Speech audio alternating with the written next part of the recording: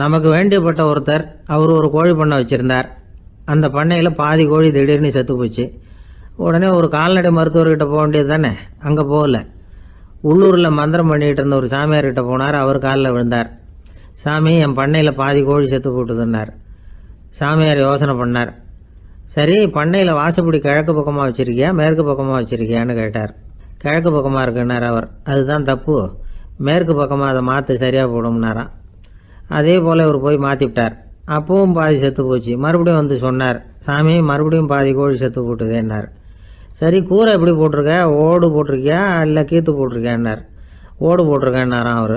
அதுதான் தப்பு, கீத்து போட்டுரும் சரியாக போடும்னாராம். சரின்னு போய் அதையும் மாற்றி பார்த்தார். மறுபடியும் போயிட்டுது, கோழி செத்து போச்சு. வந்தார். மறுபடியும் பாதி செத்து போச்சு சாமின்னு வந்தார். இவரும் யோசனையை மாற்றி மாற்றி சொல்லிகிட்டே இருக்கிறார். இப்படி அவரும் மாற்றி மாற்றி பார்த்தார். 6வது தடவையாக அவரை தேடிட்டு வந்தார். அந்த சமயத்தில் இவர் ரொம்ப தீவிரமாக யோசனை பண்ணி பார்த்துட்டு, அது சரிப்பா, நீயும் என்கிட்ட சளைக்காமல் வந்துக்கிட்டு இருக்கிற, நானும் யோசனை சொல்லிகிட்டு இருக்கேன்.